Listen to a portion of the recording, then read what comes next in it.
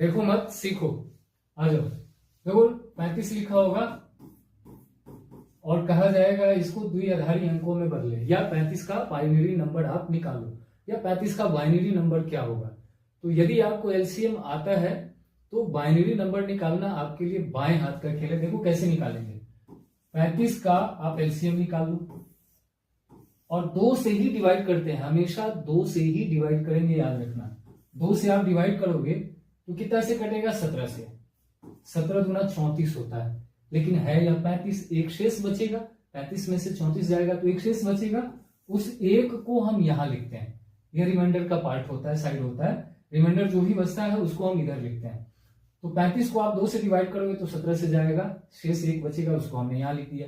अब 17 को 2 से भाग दो, 2 से काटो, 2 से डिवाइड करो तो 8 दूना 16 होगा, फिर एक बच गया शेष, क्योंकि 8 दूना 16 ही होता है। 17 में से 16 घटाओगे तो एक शेष बचेगा, उस एक को हम यहां लिख देंगे। जो रिमाइंडर बचता है वो इधर आएगा। अब फिर 2 से 8 को काटो तो 2 चौका 8 कट गया, शेष कुछ नहीं बचा, रिमाइंडर नहीं बचता है, तो यहाँ पे हम 0 लिखेंगे। फिर 2 से आप 4 में डिवाइड करो, 2 दूना 4, फिर पूरा पूरा कट गया, शेष कुछ भी नहीं बचा, तो इधर 0 आ जाएगा।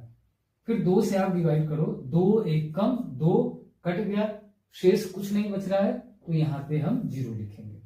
अब जो इसका बाइनरी नंबर होगा वो इधर से हम काउंट करते हैं, ऐसे ऊपर चलते हैं।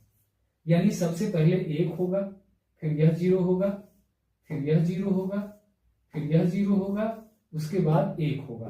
तो इसका जो बाइनरी नंबर होगा यह होगा 10001। याद कर लो इसे, ऐसे ही बाइनरी नंबर निकालते हैं।